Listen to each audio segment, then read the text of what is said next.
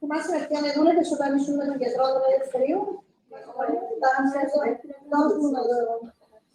Thank you.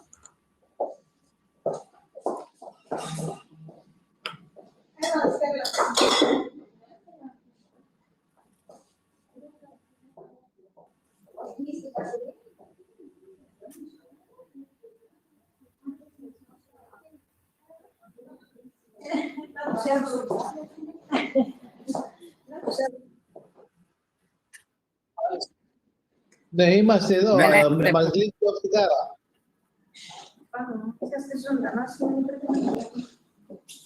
Μας λείπει ο Φιγάρα. Okay. Okay, we'll start and he can join us in later. Okay, thank you. We can start.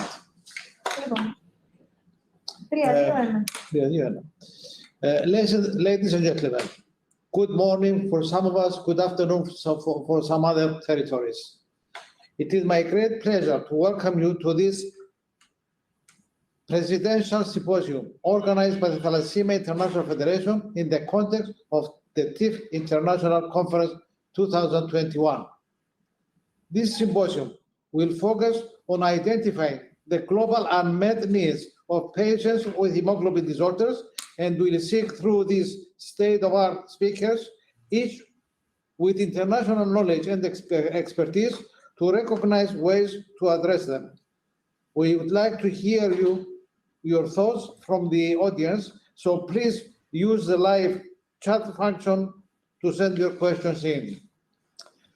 I am pleased today to be joined by two outstanding co-chairpersons, Mr. Kostas Papageorgiou and Mr. Robert Figara, with whom we had a joint vision some 34 years ago to establish a global federation that would alleviate the daily struggles met by thalassemia patients and their families. Both my colleagues worked very hard jointly with me. I thank them very much, and I thank them for their trust in me. Thank you very much, Costa. Thank you very much, Bob. None of us could have dreamed, however, of the international reputation and impact of the TIF would have, and that today we will be honored for our first speaker to be Dr. Prebo Parango, a medical officer for non-communicable diseases at the inter-country support team for East and Southern Africa of the World Health Organization. Dr. Parango will now speak to us about chronic diseases and the achievement of the Sustainable Development Goals by 2030. Mr. Parango, floor is yours.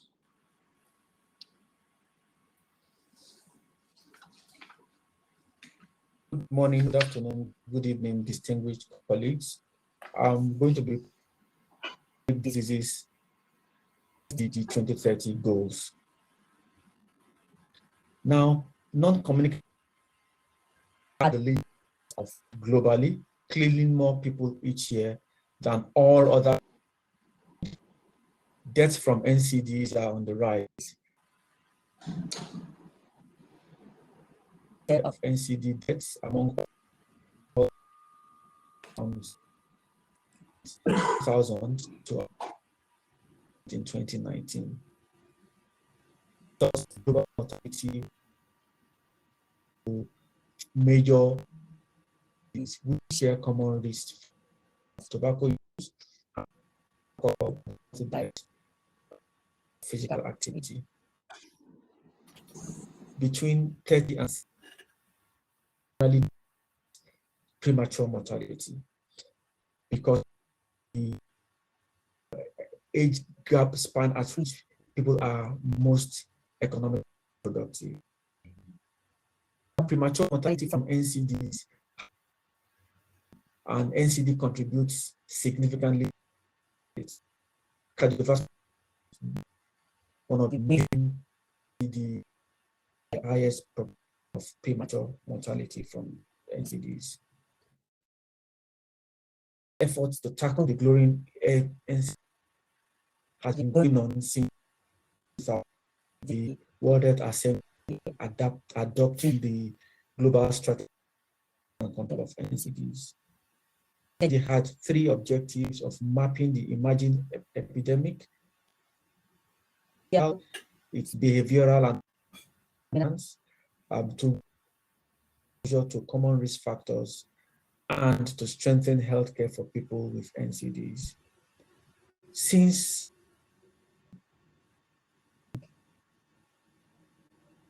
three UN high-level meetings on NCDs, been in 2011, the UN Political Declaration on NCDs, heads of states to accelerate NCDs. The World Assembly endorsed the Global Action Plan for Non-Communicable Diseases 2013 to 2020, which consisted of recommended sets of actions to and international partners will help the commitment of the government. The World Assembly the work for and voluntary target be achieved by 20. This target organize mortality reduction, risk factor reduction, and health systems response. In 2015, world leaders adopted SD targets with associated for NC, that is SDG target 1/3 reduction mortality by 2030, which is 2015 baseline.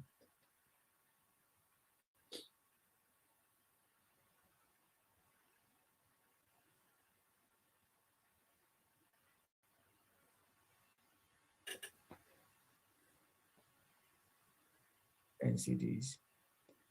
Since 2000, there has been 3 UN high-level meetings on NCDs, the first being in 2011, the UN Political Declaration on NCDs. Here, heads of states and governments committed to accelerate action on NCDs. And in 2013, the World Health Assembly endorsed the Global Action Plan for Non-Communicable Diseases 2013 to 2020, which consisted of recommendations on sets of actions which, when implemented by member states, WHO, and international partners, would help to achieve the commitment that was made by the head of states and governments in 2011. The World Health Assembly in 2013 also adopted the Global Monitoring Framework for the Global Action Plan with 25 indicators and 9 voluntary targets to be achieved by 2025. These targets are organized around mortality reduction, risk factor reduction, and health systems response. In 2015, world leaders adopted a set of 17 SDG targets with associated targets, including one for NCDs, that is the SDG target 3.4.1, with a 1/3 reduction in premature mortality from NCDs by 2030, with a 2015 baseline. The 72nd World Health Assembly in 2019 extended the period of the NCD Global Action Plan to 2030, ensuring alignment with the 2030 Agenda for Sustainable Development, the SDGs. WHO is tracking implementation of the NCD Global Action Plan across the 6 objectives by monitoring and reporting on the 9 process indicators, as well as the 10 progress monitoring indicators. Now, the 2030 agenda, the NCDs are at the core of the SDGs. The SDGs provided an opportunity to resolve the dilemma between investing in social and economic determinants of health versus investing in healthcare systems alone. Advancing the NCD agenda would involve actions not only on health, but also on the social, economic determinants of health, and positively influence the broader outcomes of all SDGs. Since as a universal shared value, health is an indicator of the general progress of society and a reflection of its success in securing equal opportunities for all its members. The economic consequences of NCDs for the SDG 1 of no poverty is significant. Under a business as usual scenario, economic losses in countries of low and middle income countries are estimated to surpass 7 trillion between 2011 and 2025 from NCDs.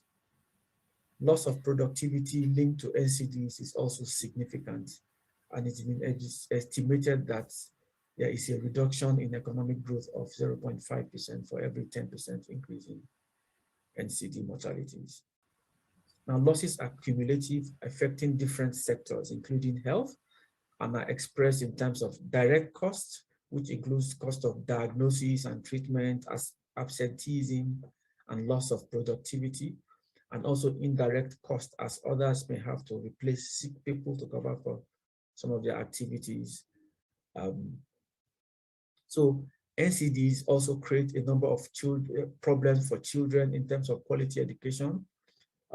Overweight and obese children are more likely to suffer from depression, low esteem, and behavioral and emotional difficulties, as well as stigmatization and social isolation.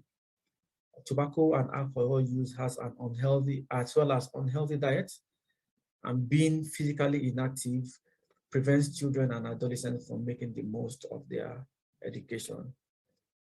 So the long-term impact will be children missing school, and often resources are directed from education into other healthcare and psychosocial support for children with NCDs. Of course, gender disparities on NCDs vary substantially across every WHO region, even within countries.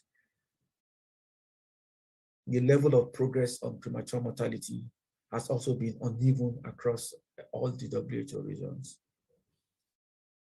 The other impact of NCDs on the SDGs will include actions such as decreasing fossil fuel emissions, reducing emissions of short-lived climate pollutants such as black carbon and methane, and reducing dietary saturated fat consumption from animal products. And this will support the promotion of active mobility, improve nutrition, reduce the burden of cardiovascular diseases, while at the same time, it will mitigate the effect of climate change. Also, there's a win-win cross-cutting opportunities that arise from the promotion of sustainable cities and communities from municipal to global levels, such as investment in active transport, sustainable food and agricultural practices, reduced industrial emissions, and energy efficient buildings. And the consequence of this will have significant implications on climate change mitigation. Now, the specific NCD target in the SDG is the target in the target 3.4.1, which is focused on reduction of premature mortality by 1/3 through prevention and treatment, and to promote mental health and well-being. This has two indicators. The first indicator being probability of premature death from any of the 4 main NCDs, which is cardiovascular disease, cancer, diabetes, and chronic respiratory disease, as well as an indicator on seaside mortality rates. There are 4 other targets that are related to NCDs. The target 3.A is focused on reduction in tobacco consumption and strengthening the implementation of the Framework Convention on Tobacco Control. Target 3.B supports research and development for vaccines and medicines for communicable and non-communicable diseases, primarily affecting developing countries, still has a focus on low and middle income countries. Target 3.5 looks at strengthening prevention and treatment of substance abuse, including narcotics and harmful use of alcohol. And last but not least, target 3.8 is focused on the achievement of universal health coverage, which includes financial risk protection, access to quality and essential health services, and access to safe, effective, quality, and affordable essential medicines and vaccines for all. Now, despite progress has been made between 2000 and 2010 in reducing the risk factors, like the risk of the premature death from NCDs, from one of the 4 NCDs, but the momentum of change has been reducing since between 2010 and 2016, with annual reductions in premature mortality rates slowing for the main NCDs. In low and middle income countries, the premature death rate due to diabetes has increased across both periods of between 2010 and 2010 and 2016. At least half of the world's population still do not have full coverage of essential health services for NCDs. And over 800 million people spend at least 10% of their household budgets to pay for health. WHO's global health estimates reveals that deaths from NCDs are on the rise globally, and 7 of the top 10 causes of death in 2019 were due to NCDs, which is an increase from 4 of the top 10 causes in 2000. So generally speaking, the world is not on target in achieving the SDG target on NCDs, which is the SDG target 3.4. The world is off track.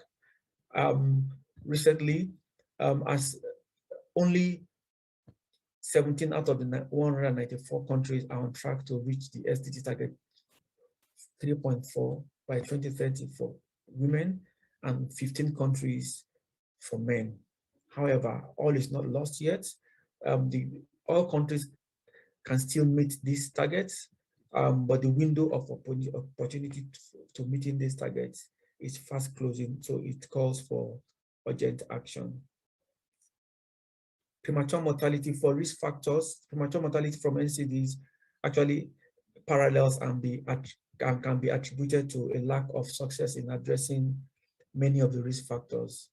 So although tobacco use is steadily declining, the prevalence of obesity is on the rise, and the reduction in harmful use of alcohol has stagnated, and in some regions of the world, it's actually on the increase. COVID-19 has negatively impacted NCD outcomes for people through several ways. One, there's a deadly interplay between COVID-19 and NCDs. So people with NCDs are more susceptible to COVID-19 infections, and there's a higher case fatality rate from COVID-19 among people with NCDs. Delays in diagnosing NCDs due to lockdowns and disruptions in health service has also led to delays in diagnosing, and also as well as incomplete or interrupted treatment for and rehabilitation for NCDs. And of course, we know that there has been an increase in behavioral risk factors during this period of COVID lockdown. In February 2021, WHO conducted an assessment and found out that most countries reported disruptions in services related to NCDs. These disruptions relate to screening, prevention, treatment, and rehabilitation services. Preliminary estimates will suggest that the total number of global deaths attributable to COVID-19 in 2020 due to these disruptions could be at least 3 million, with similar estimates expected for 2021. So what the COVID-19 has done is it has laid bare how the world has failed to meet the healthcare needs of people living with NCDs in majority of the countries. And this has been demonstrated by 4 key studies that was published in September 2020 that showed that the most frequently disrupted health service include NCDs, that global ambitions to accelerate progress on UHC coverage are increasingly unlikely unless concerted actions are made on NCDs. And like I mentioned earlier, only few countries are on track to meeting the SDG target on NCDs.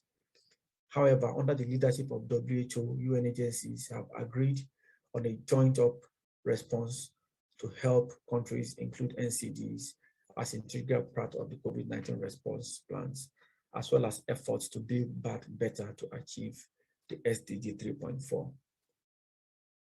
Finally, the Build Back Better agenda means that we have to do things differently, but we have to do things better. And it involves a set of actions, which includes implementing at least 3 domestic regulatory or physical measures on tobacco and alcohol and sugar sweetened beverages to ensure that countries are able to reduce the risk factors for NCD that drives the key NCDs, to also expand the benefit package of the UHC to include NCDs across countries, identify and implement specific set of NCD best buys, accelerators to leapfrog progress towards SDG 3.4, establish meaningful and effective partnerships that contribute to SDGs 3.4 on NCDs, and to treat people living with NCDs during humanitarian emergencies. We've also included harvesting digital technology, which has really revolutionized the way of communication during this COVID. So to harvest digital technologies to scale up screening, early diagnosis, and self-care, as well, and not forgetting of including people living with NCDs at the decision-making tables of international financial mechanisms, as well as in the co-creation of possible sustainable and workable solutions for NCDs prevention and control. Thank you very much. That's it. Okay. Okay. I think Bob is with us. He's not. He's not yet. He's not yet. Okay, so. Okay, then I will introduce Dr. Angastiniotis, who is the next speaker. I think Dr. Angastiniotis needs no introduction. Everybody knows him. He's with us from the beginning. He used to be the director of the Thalassaemia Center in Cyprus. When he retired, he joined TIF so many years ago, and he's still with us. He's playing an important role in advising and gathering information and helping the thalassemics, the associations, and TIF in every way. Thank you very much for your work, Dr. Angastiniotis, and the floor is yours.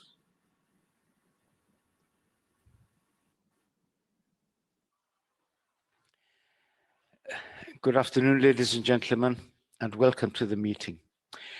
I want to talk about a particularly sensitive subject and about a particularly disadvantaged group of patients, the patients that occur with the migrations from all over the world nowadays. And the issue is that there are gross inequalities between the way migrants are managed very often and the indigenous populations. Now, the differences between nations and social groups have always been with us, especially affecting minority groups. These inequalities will never be eliminated completely, but hopefully civil society will help to mitigate some of their problems. Now, population movements, of course, have always been with us, and migrants are often more unequal than the indigenous populations. The issue is that patients with chronic and inherited conditions are usually the least remembered when inequality is discussed and when we're talking about the health of migrants.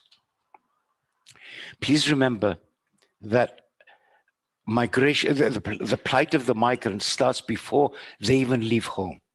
Usually in their place of origin, there has been conflict, there has been poverty, there has been inadequate treatment.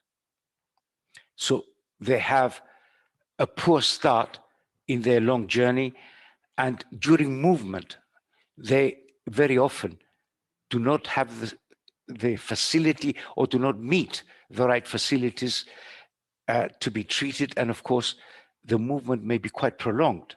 It's not a simple journey of a 5 or 4 hour plane journey. It's very often walking. It's very often traveling through difficult circumstances and not meeting any health facilities.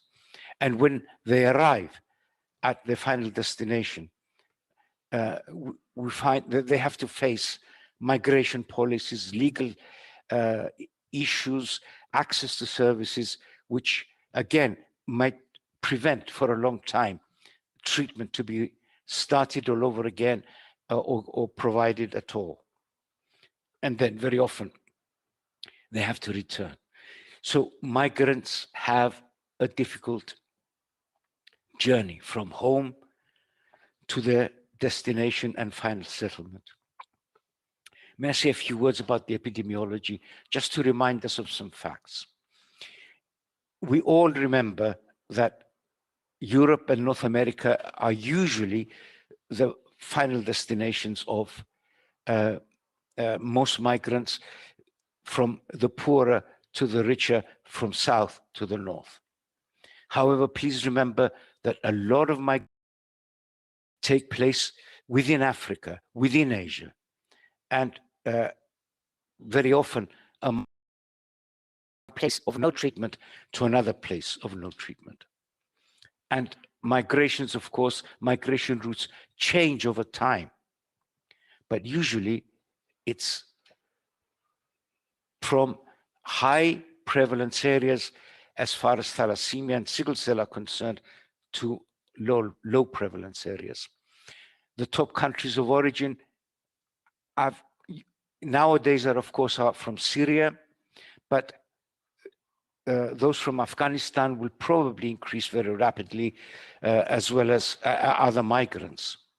Now, migrants to Europe are usually economic migrants, although refugees are increasing as the years go by.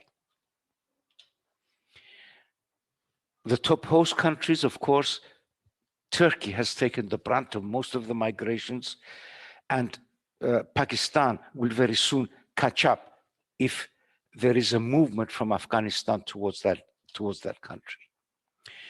One minor detail to remember is that the number of migrants per thousand of the population is not so much in large countries like Germany, where we are accustomed to accept patients, to accept migrants, but in the smaller countries like Malta, Luxembourg, Cyprus, and Iceland. And another issue to remember is that we speak about migrations from across borders, from country to country, but especially where there is conflict, there is a lot of internal displacement, and this is seen in this diagram. So this is, again, something that we sometimes forget. Migrants are usually, as I said, in their majority economic migrants.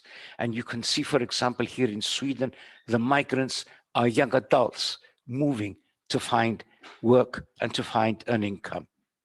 In contrast, look at the migrations in Jordan. The population pyramid is of a much younger population group. These are families, and their families running away from war, running away from conflict.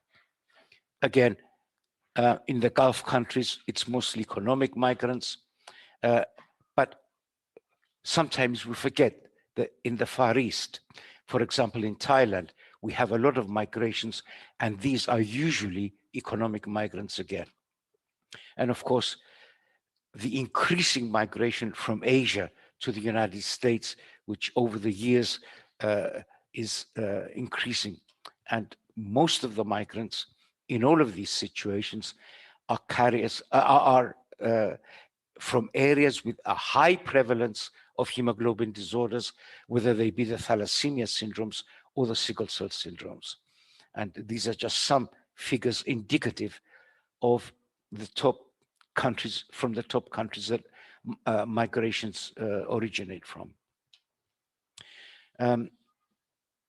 And again, in Europe, most migrants come from Morocco, Algeria, as you see, and they have both sickle cell and thalassemia, and of course, those from sub-Saharan Africa with sickle cell conditions. So let me give you some examples of selected situations just to illustrate the plight of refugees, because it's not just what happens in Europe and what happens in the United States. In Jordan, 4 out of 10 people living in Jordan are migrants. Now, about 700,000 of Syrians are registered in the country, but the true estimate is about 1.3 million Syrians. Our estimate is that out of these 1.3 million, there should be at least 185 that are actually thalassemia patients or sickle cell patients. And of course, all of these people, or the majority of these people, live below the poverty line. There are also 2 million registered Palestinian refugees, but the difference is that the Palestinian refugees have usually been there for many years before. But if you count also the Iraqis and the Yemenis and the Sudanese living in Jordan, another possible 450 patients over and above the patients that originate from the indigenous population. Turkey is another situation. There is an estimated 3.4 million Syrians living in Turkey now. Almost 300,000 babies are born to Syrian couples living in Turkey from 2011 onwards. And these couples are not covered by premarital screening. So, but patients may be treated, they are being treated in Turkey. So we know that in Turkey, we have at least 318 children from Syrian families with thalassemia, mostly children, and most of these presented with an inadequate transfusion and chelation history from their own country, and now have to be registered and treated in Turkey, adding to the burden of disease in the local population.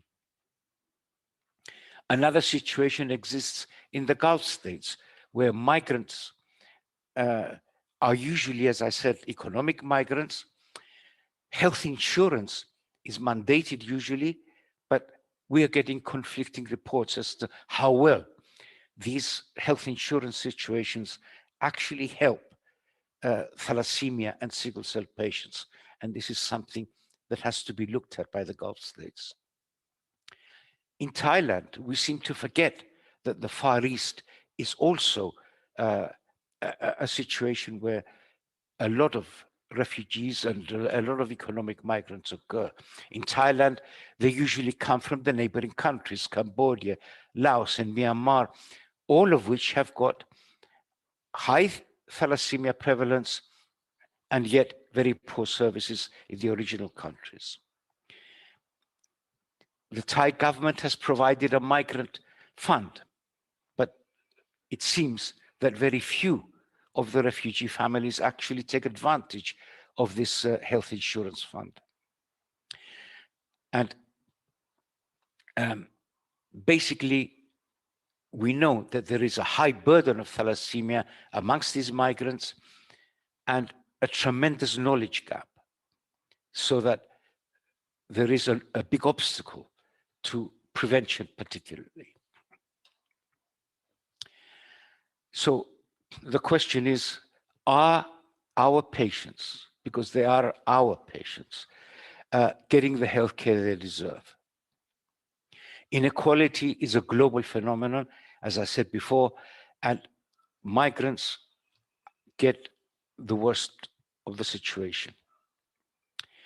When we're talking about migrants, remember that it's not a uniform situation. Some of them are long-time settlers, and usually the long-time settlers have actually been integrated into the society of the host country. But the recent arrivals have a much more difficult problem, and they may be registered and even unregistered, in which case they're outside, they're marginalized from the system. There are language and cultural barriers. There is poor knowledge of their rights, of the local facilities, of the insurance facilities, etc. Social determinants of health, poor living conditions, poor finances, xenophobia, racism, all of these issues are actually impediments to good patient care, and chronic conditions are the last to be considered, much less even than other non-communicable diseases. People look at what happens to diabetes, what happens to obesity, what happens to mental health, but they very rarely look at these conditions of these patients. Again, just to give you a picture from refugees themselves of the kind of living conditions they have. In one published report from Lebanon, these are Syrian patients, Syrian adolescents. I live in my two little kids in one room. We are paying the rent for a small tent, and there is no water. There is no drinking water. We pay for everything. We pay for water. We might even have to pay for the air that we breathe someday. My husband can't get enough money. He's overwhelmed by the amount of money that he has to raise. I once even got sick and suffered a lot. Being a foreigner is hard. We do not have any medical care, since going to hospital costs a lot. Now, this does not refer to hemoglobin disorders as such, but again, it gives a picture of what people are suffering from. So the whole issue becomes inevitably a political issue. And of course, politics and economics are the basic cause of migrations and inequality in the first place. We need to approach the whole issue systematically. We need epidemiological data. We need to research into the health systems of the various countries, especially the host countries, and examine the resilience that they have in coping with new challenges. We need to know whether standards and practices are actually applied. And we need to tackle the social determinants of health. And of course, is racism a factor? This is something that we need to think about in the background. Everybody knows about these issues. We hear about them in the media, but it always seems to be another person's problem. What can I do? But if we are a family, a hemoglobinopathy community, we can do something. We can inquire. We can care. We should avoid fear, because fear will eventually lead to racism. We need to get our associations to be sensitive to the plight of migrant patients and help them in their advocacy and their search for care. We need to mobilize international organizations, and we need to ask industry to help. We need to remember the real complexity of hemoglobin management, and are displaced patients not entitled to this kind of management. They need the same care and the same benefits. hemoglobinopathy disorders need daily and uninterrupted supply of medications and blood in any location, whether they're migrants or not. Thank you. Okay.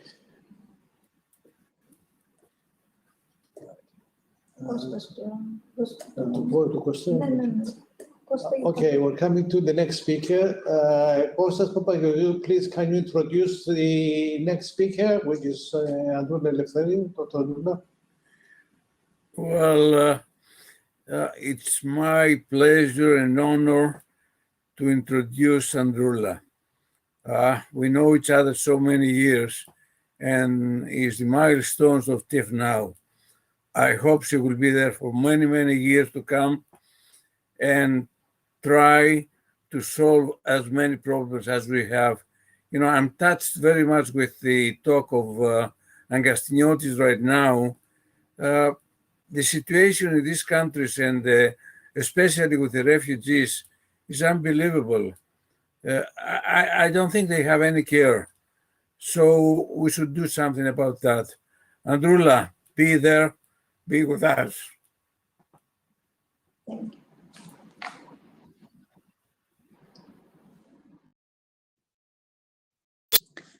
Distinguished chairpersons, presenters, ladies and gentlemen, dear friends, it is my pleasure and an honor to present the work of Thalassaemia International Federation and its contribution towards improvement in identifying the needs and in assessing the work it produces in order to meet the needs and challenges of patients across the world.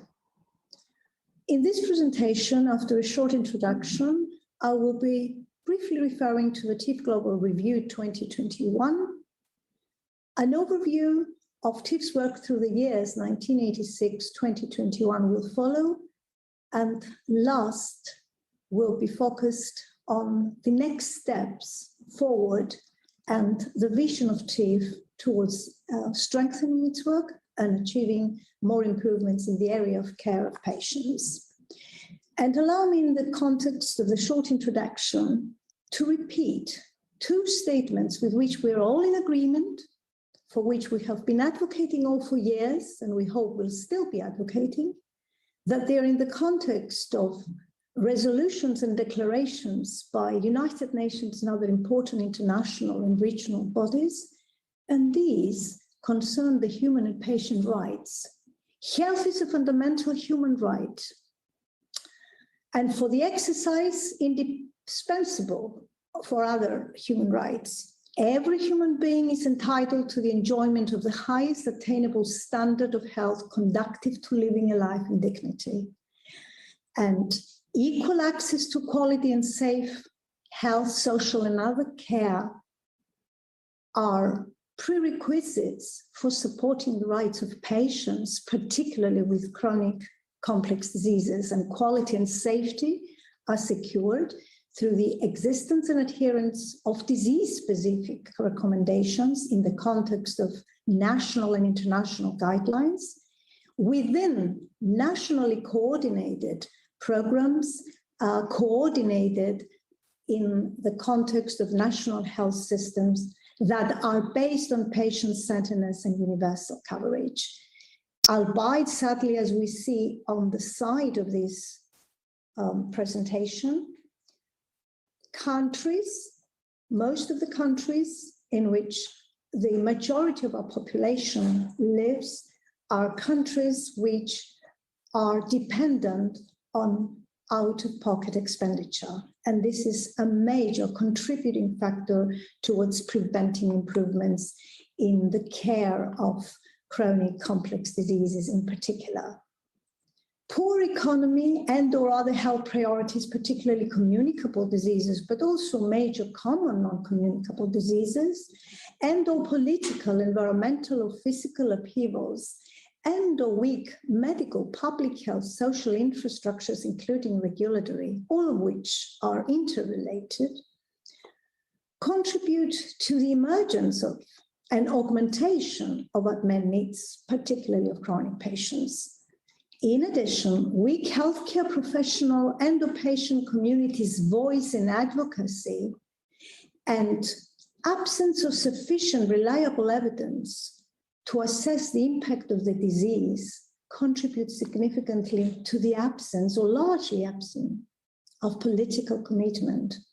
And political commitment is perhaps the first and most important component leading to improvements, particularly to cover costs of diseases that are complex, and paucity of evidence, reliable epidemiological data, including micromapping in large populations, as is the case with hemoglobin disorders, and absence of important data such as morbidity and mortality rates, number of annual affected births, age distribution, are components that grossly underestimate the huge public, medical, social, and economic repercussions that these diseases may have.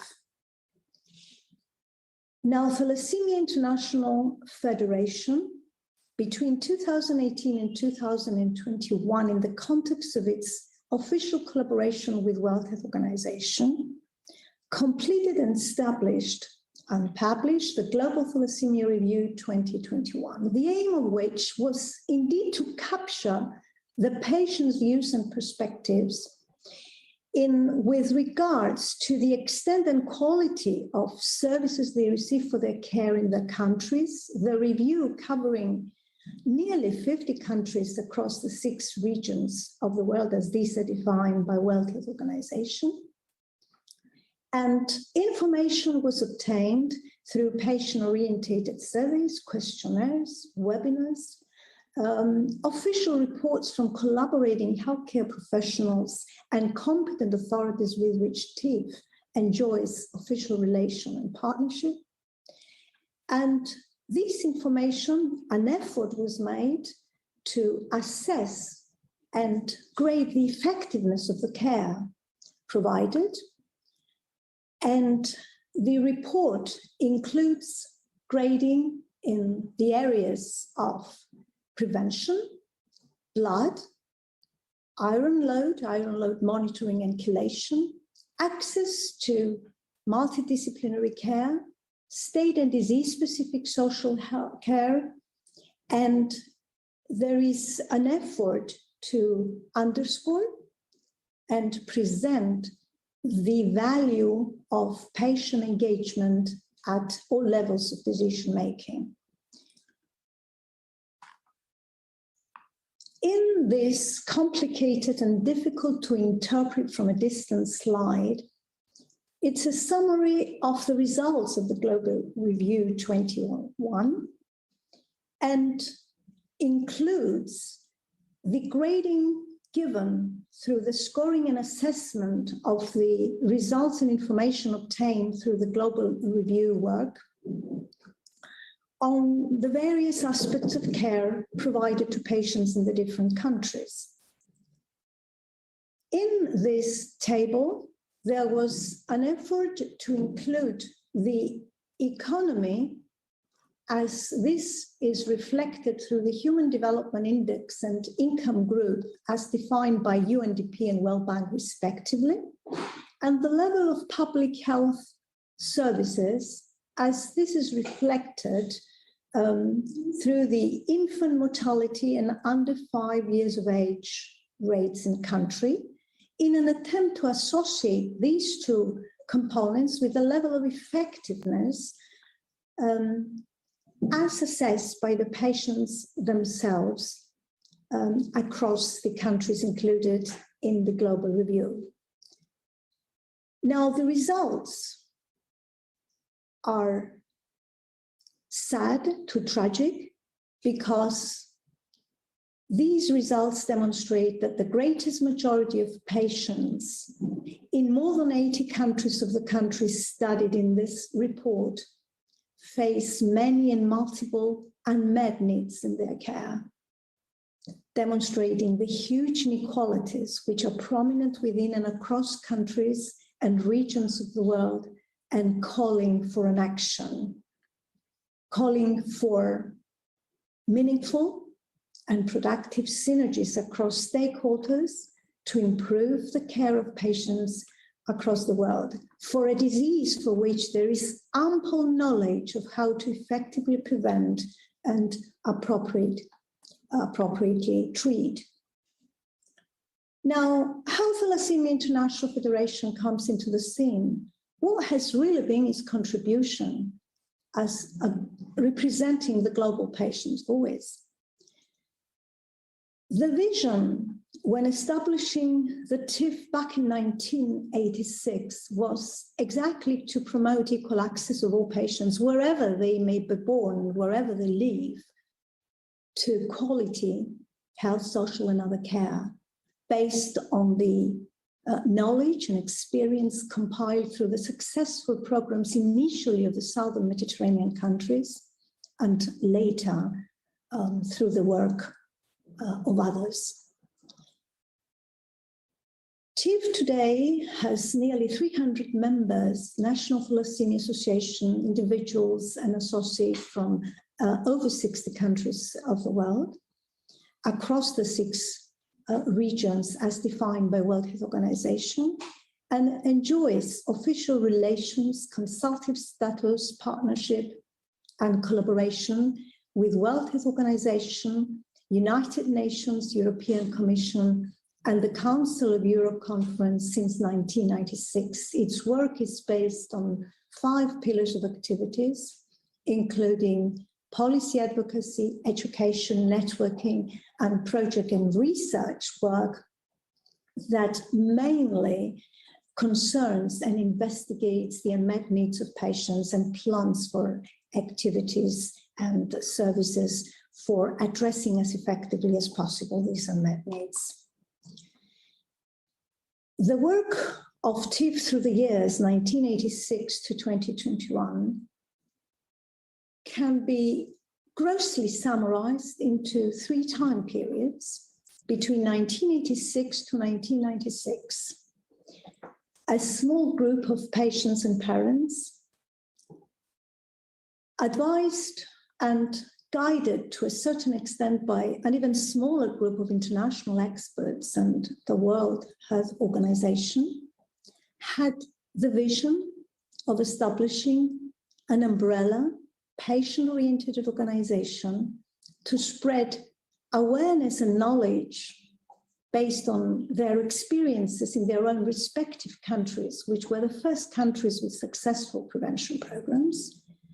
But this was a period of perhaps the biggest challenges that were faced by Thalassaemia International Federation, because it was the period of poor financial resources of the Federation and great challenges of the members of the board at the time and the members of TIF to actually spread awareness and spread the philosophy of the value of patient-oriented organization across countries with different economies, different health priorities, and very importantly, different cultures. So the focus of TIF was the empowerment of patients and families, for bringing together patient and families to establish patient support groups, a focus of work that is at the center of work of the Federation until this day. During this period, the educational program started to be launched with the first ever international organization being organized. The identification of the needs of patients and the networking with healthcare professionals and competent authorities at the country level. And 2 of the important milestones during this period have been the establishment of the 8th of May as the International Thalassaemia Day, with all countries contributing to a global awareness campaign about the disease and its needs, and the establishment of the official collaboration of TIF with World Health Organization in 1996 as an NGO in official relations. The second period between 1997 and 2010, while the focus of the work of TIF remain the strengthening of the patients and families organizations across the world, has continued to strengthen synergies and networking, but major milestones, if one can summarize during this period of time, had been the publication of the first two books. One referred to as the Bible, all about thalassemia for the patients, families, and the community at large, and the first ever international guidelines for the management of transfusion-dependent thalassemia for supporting the work of healthcare professionals across the world. Both of the books translated in many languages and distributed as a free of charge service across the world. And the third milestone, if I can summarize in this period of work, is the establishment of the Expert Patients Program. The vision and the aim of TIF to strengthen the advocacy of patients and their active and meaningful involvement at the decisions taken at the country level, but having also the aim and goal to expand this so that patients can become more and more actively involved at all stages of decision at the national, regional, and international level, as well in all committees and in all areas where the patient perspective needed to be expressed. Between 2011, 2021 to date, there has been intensive work, even more intensive work by TIF through these years. An expansion of its membership today, nearly 300 in over 60 countries, extended network between healthcare professionals and international experts across the world, advising and guiding the educational program, which is considered as one of the milestones in this period of time. The educational program impressively strengthened to include events, publications, courses, fellowships, preceptorships, and the development of the e-academy, serving the needs of healthcare professionals and patients and families alike.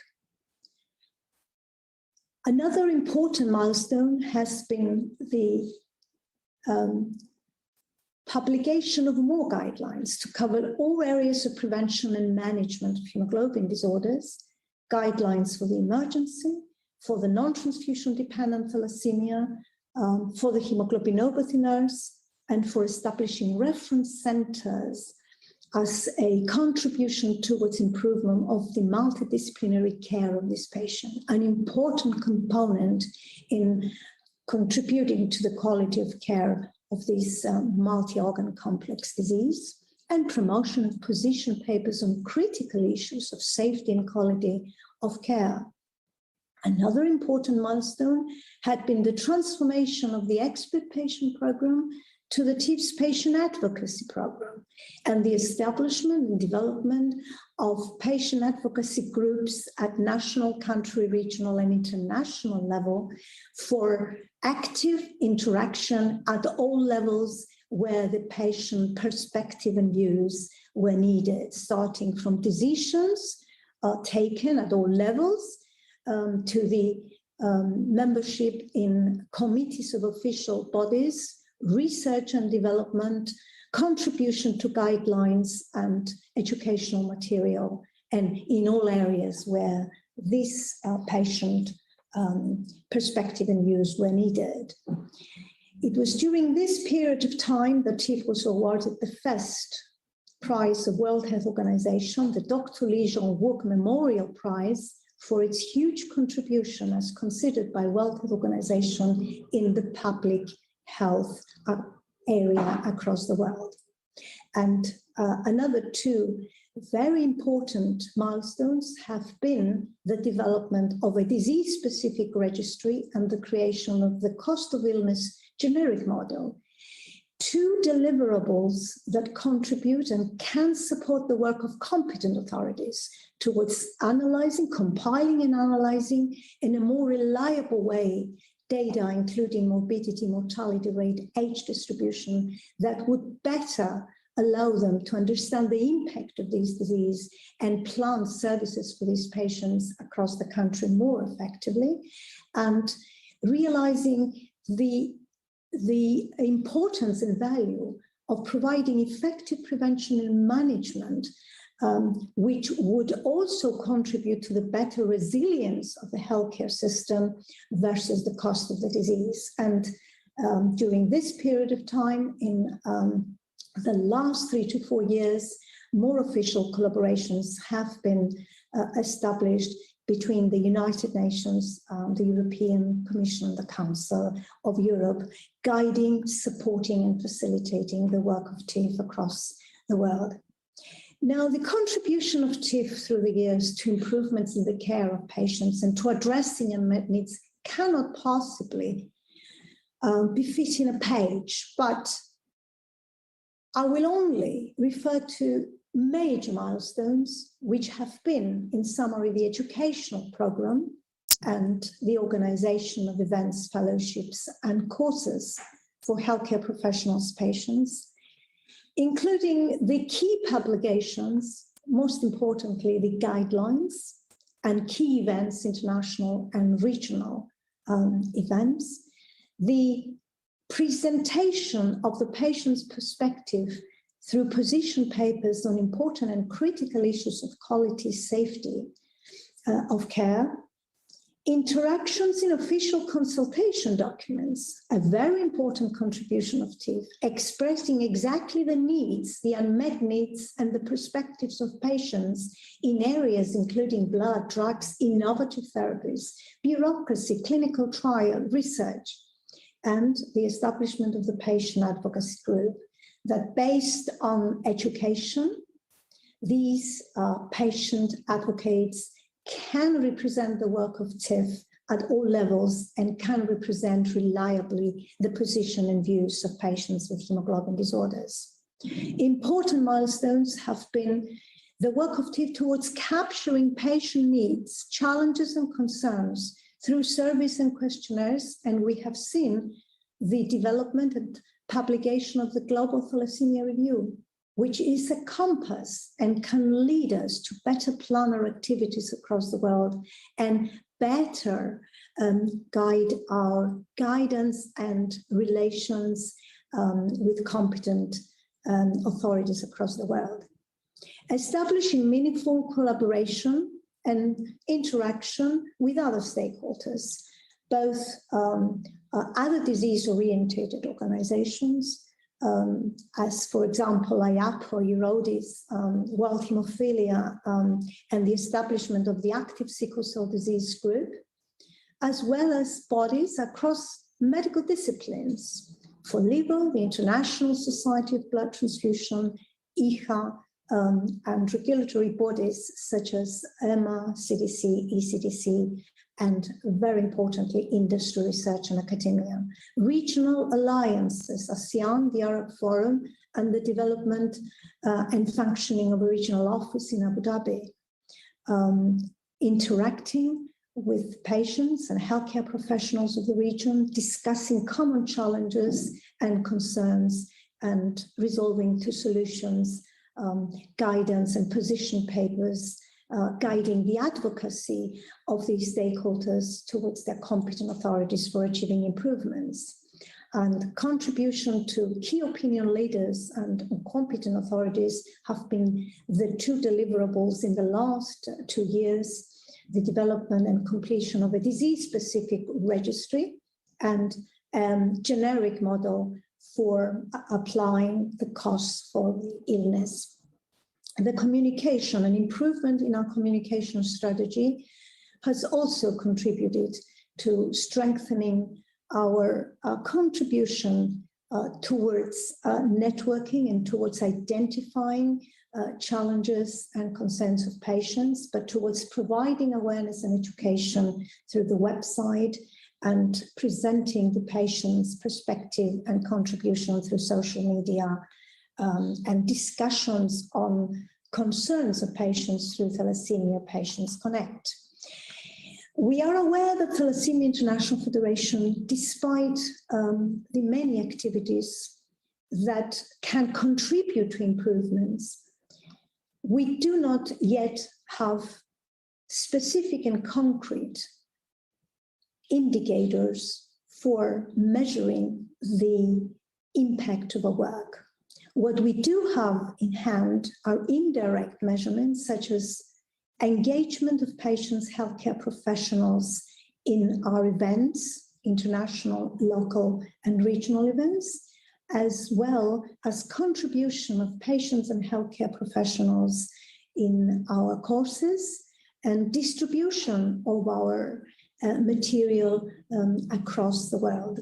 This has shown a significant and rapid rise, indicating that TIF is contributing to spreading awareness, but whether this is adopted and to what extent this has brought changes in the countries is something we're looking forward to improve, because we have seen the results of the review that a significant proportion of our global patient population is still receiving suboptimal care in all areas. So how is the work of TIF performed? How and who? Who paves the pathway? Well, the board of directors provides the strategy, sets the pathway, but the staff of the headquarters of Thalassaemia International Federation promotes the annual plan of activities, the 3-year strategies, and undertakes their execution, providing updates and reports 6 monthly and updates, as well as an annual report of activities and deliverables of the previous year. Members of the patient advocacy group and the board of directors are actively involved in advocating and in representing Thalassaemia International Federation in official bodies and events. In conclusion, we feel that evidence-based advocacy tailored to national, regional, or international needs, by their meaningful, structured, and official involvement and interaction of well-informed patients themselves, constitute perhaps the biggest contribution of the Federation to date. It's an element, it's an activity, it's a service that needs to continue, and not only continue, but be further strengthened and supported, because we are all aware that we still have a very long way to go. 80% of our patients around the world have their rights for access to quality, decent health, social, and other care hugely violated. And what the next steps we feel are between 2022 and 2030 and onwards in the next decades is that we feel the TIF should achieve key advocacy and advisory role. And there is a need to identify and integrate in our work key service parameters and indicators so that they can guide the TIF's work in a better and more productive way, improve existing and guide us in developing new activities and services, and very importantly, to enable TIF to measure and assess better the impact of its work around the world.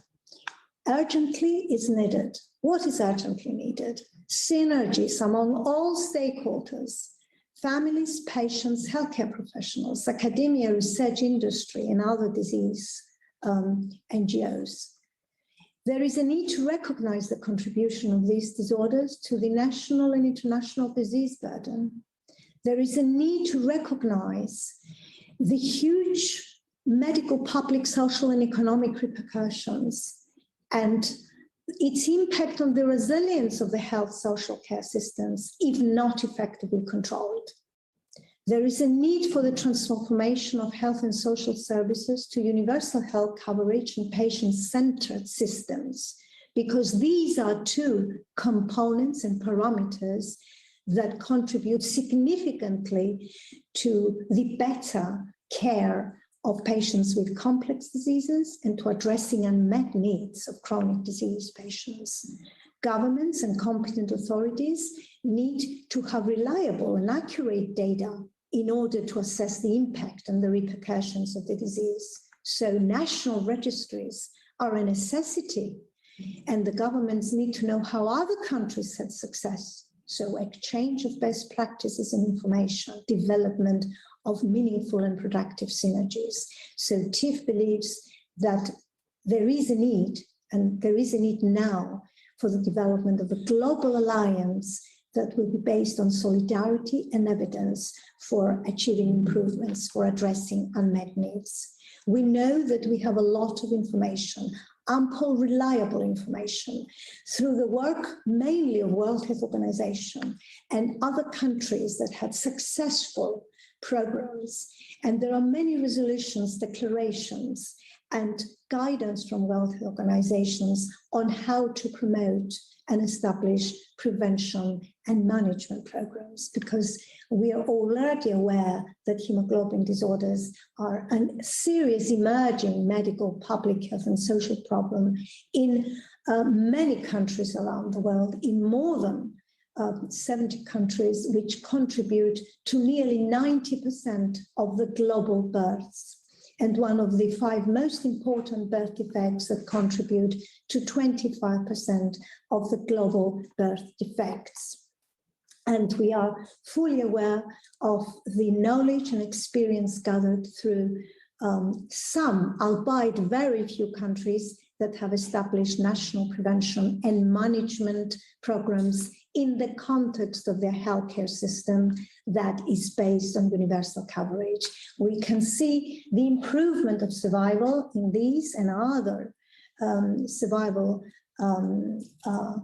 graphs, and we are aware of the ample knowledge and experience that we can utilize and invest in every country of the world to improve the care and the life of our patients.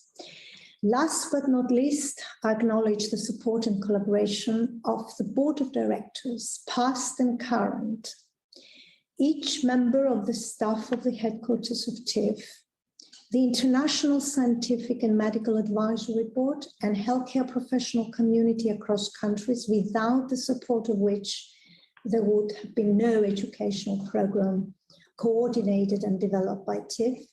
And last but not least, and very importantly, every member of TIF, every patient, parent, and organization who with patience and persistence fights under very challenging and difficult conditions, supporting the work of TIF and fighting for improvements in their countries. Thank you very much for your attendance.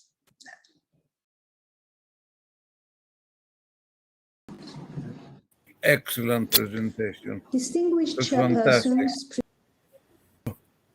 Hi, the old pal here. Hello.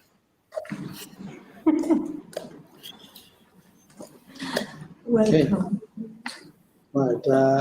At this stage, I think I will express our sincere thanks to Costa Papageorgiou for chairing this session with me. I'm sorry, Bob, we were a little bit late, but it's very nice to have you. I was actually on. I watched the whole thing. Oh, you have. Oh, good. Okay. Everybody knows your contribution, your vast contribution on thalassemia, both locally, nationally, and internationally. And we thank you very much. And thank you for being with us. Maybe we'll have a discussion later on. I will also like to thank the speakers, Dr. Panagio from WHO, Dr. Angasiniotis, and Dr. Eleftheriou for their excellent presentations. I'm sure that there are a lot to learn from those presentations, and we can adopt things that perhaps we didn't know, or they're important in the area of thalassemia. Thank you very much, everybody. And I think we'll move to the next session, which is questions and answers. What is Yes, perhaps if there is an interaction at this point in time I with think the question. we are running very late. Perhaps we can only take a few questions instead of anything else. There is a question. Others. There is a question to Dr. Eleftheriou from a dear friend and founding member of TIF. What was or what is the biggest challenge in the work of TIF? I think sitting next to the president of TIF, I think you should have the first word. What he thinks is the first biggest challenge in the work of TIF, and then I can compliment. Well, it's known to everybody that our final goal is the cure of thalassemia, the total cure of thalassemia. We use all our influence as Thalassaemia International Federation, all what is available to us from pressure, government pressure, collaboration, research, doctors, anybody that works towards that goal, we work with him and we use our influence for this purpose, for the final cure of thalassemia. That will be the end goal for us. Of course, prevention is very important, and I'm sure in some countries we have succeeded very well, but not in most countries of the world. But we are working on it. So actually, the final goal of Thalassaemia International Federation is the prevention and the total cure. In the meantime, we are working very hard on giving our thalassemics a more comfortable and decent life.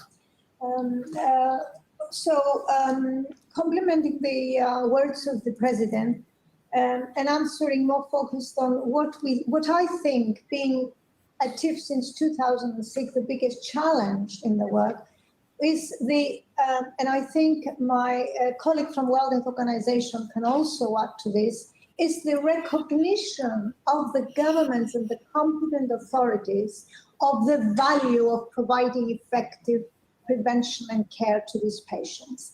I think the impact of these diseases to the healthcare systems and to the resilience of the healthcare systems, apart from providing healthy life to the patients for which they are responsible, is indeed one of the biggest challenges of TIF. And the work of TIF in the context of education, awareness, and other services, guidelines, and all these that I have comprehensively described, is really to make governments realize that these diseases are worth of providing effective care. And there is evidence and there is knowledge for this disease, contrary to thousands of other rare diseases for which there is no accurate diagnosis and there is not enough evidence of how to prevent and treat.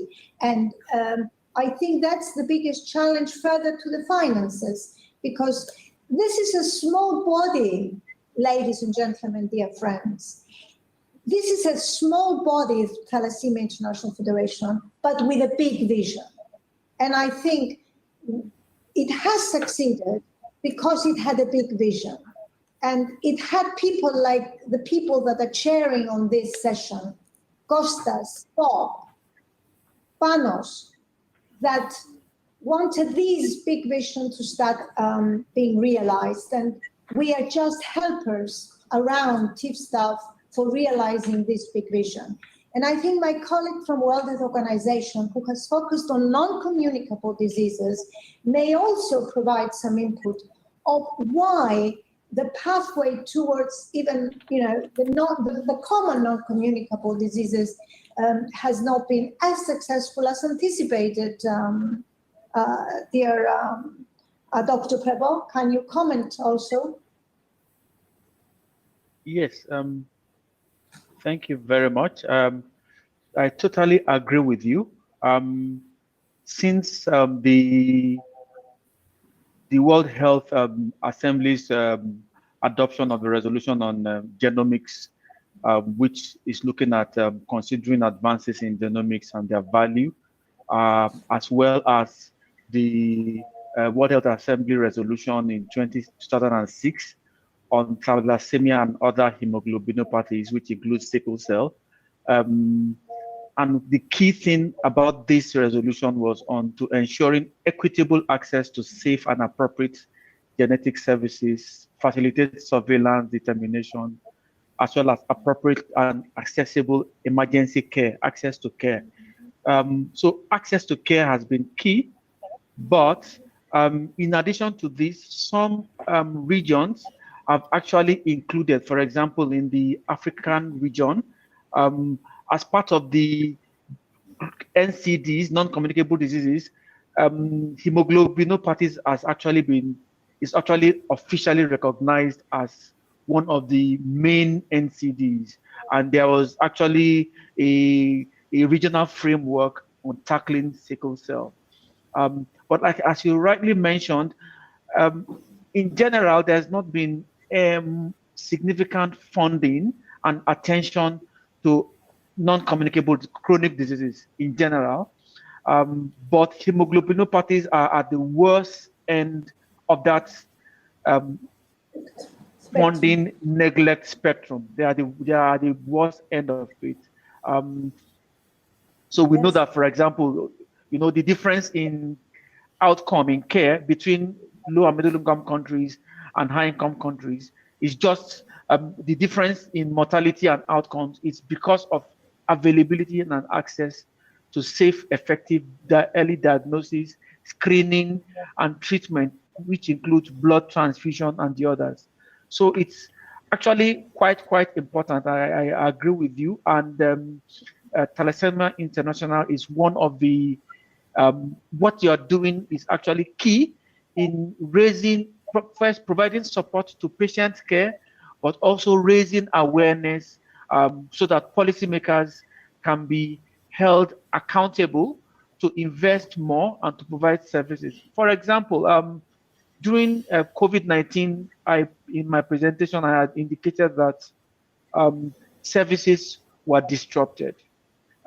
What is hidden and what is not obvious from all this are the services of people that actually required blood transfusion during COVID-19 lockdowns, or people, sickle cell patients in pain, they wouldn't be able to access.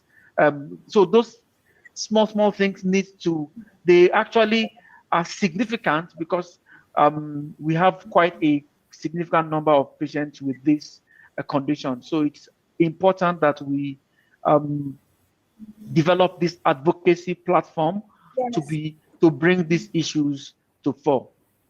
Thank you so much, Dr. Prebo. And before I give the floor to Dr. Angastignodis, because I think he's also among the small group of international experts at the time of the establishment of TIV that actually gave his guidance. But allow me just to complete my answer. What's the biggest challenge? Paucity of evidence. Paucity of evidence, confined results, confined data contributes to significant challenges encompassing the work of the Federation, but I'm sure encompassing the work of other international bodies as well. No published result. We've been hearing we've been hearing representatives of patients in the first session talking about the remarkable work that they do at the countries, but we have not heard from a single one, what's the age distribution of the patients in their country? What's the number of morbidities and mortalities? Because these are the data actually that are going to contribute to measuring the impact. So we need data, we need healthcare professionals to publish, we need governments to support the healthcare professionals and the patients to publish reliable results. Dr. Mike, the floor is yours. All right, thank you very much.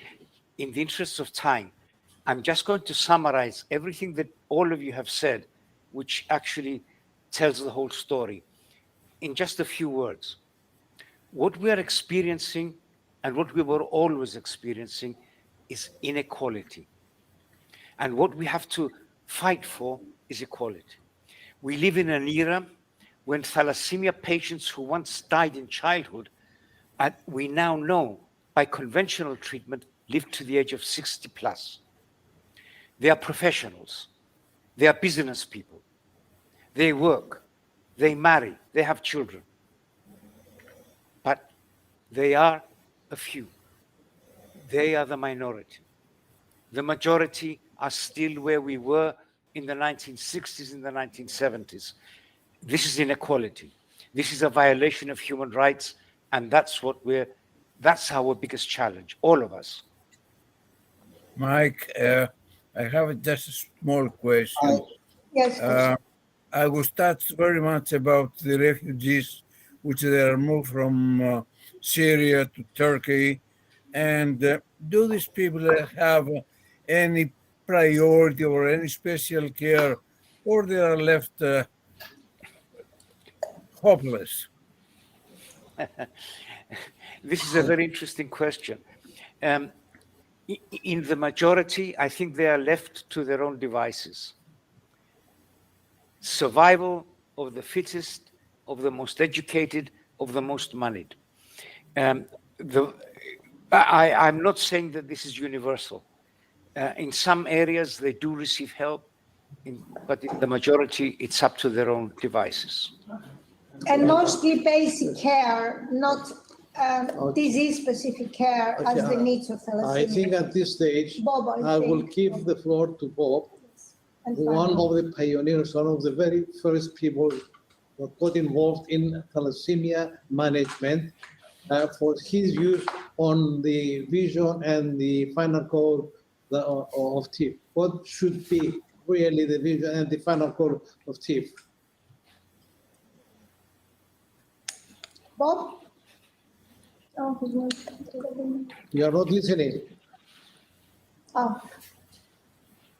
I think that I will go to Costa for the same question, Yeah. because that's a question we should answer, all of us that were pioneers in establishing TIF. What do you think should be the final goal of TIF? You know, Panos, the final goal was always the cure, total cure. But before this comes, I think all the patients, they should try to have good treatment for the time being and trying to improve the undeveloped countries. We are not equal, unfortunately. We have a good treatment, us or you and some other countries, but it's not so for the majority of the patients. And I'm very, very sorry about that. Bob, do you want to add something to this? I have to agree with all of what you're saying. It is very unfair throughout the world that the undeveloped countries have so little. And now, even in the Western or wealthy countries, Europe has just proven that they can't afford to have the cure. Even though it may be available, it is too expensive. So we have fought for years for a cure, but we have to keep the patients alive to be able to have the cure. And that is our biggest challenge, keeping 80% of the patients in the poor world alive to someday when we can afford to have the cure. I think I will end this session because we are running out of time. Just a small comment before I end the session is that you think that Thalassemia International Federation has actually done a miracle. We started out of no knowledge at all about thalassemia, and we developed what we have developed today. Unfortunately, we are at the beginning. The biggest majority, the vast majority of thalassemics in countries have no proper treatment, have no management, have no prevention, and the thalassemics are dying very young, undiagnosed, and in agony and pain.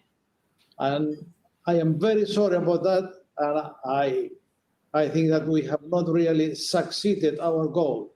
We have to work harder. We have to invite forces from outside TIF, governments, WHO. WHO will have to play a bigger role and to try and do better than what we have done until today. And I thank you for this contribution and for this session. Thank you. Both speakers for your excellent presentations and also for the chairing of this session, Costa Papageorgiou, later Bob Figara. Thank you very much. Thank you, Bob. Thank you very much. It's my pleasure. Thank you, Dr. Thank you, Dr. Mark. Thank you.